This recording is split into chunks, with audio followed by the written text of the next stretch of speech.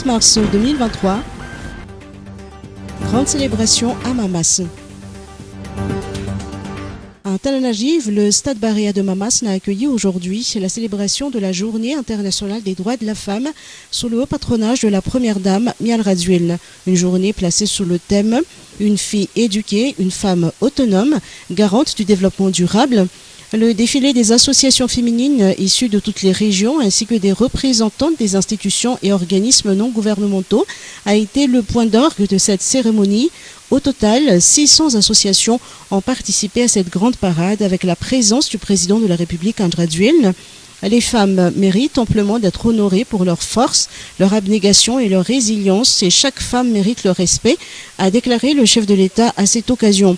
Il a également réitéré son soutien indéfectible à la promotion des droits des femmes, tout en soulignant le rôle important de la gente féminine dans le développement du pays. Pour sa part, Mial Raduel a rappelé que la femme est le pilier de la société et une actrice incontournable du développement. Éduquer une fille, selon elle, c'est comme éduquer un pays et seule l'éducation permet d'autonomiser et d'émanciper chaque femme.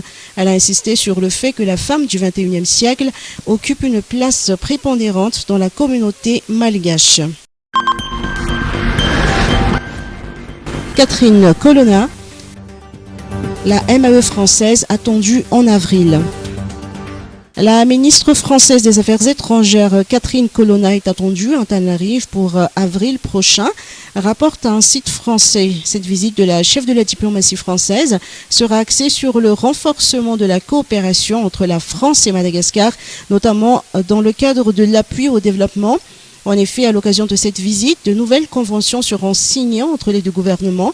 Il est prévu que la ministre française rencontrera le président André Duel ainsi que son homologue malgache Yvette Silla. Ce sera certainement l'occasion d'aborder le sujet épineux des îles éparses qui, rappelons-le, appartient à Madagascar conformément à la résolution 3491 du 12 décembre 1979 et la résolution 3523 du 11 décembre 1980 des Nations Unies.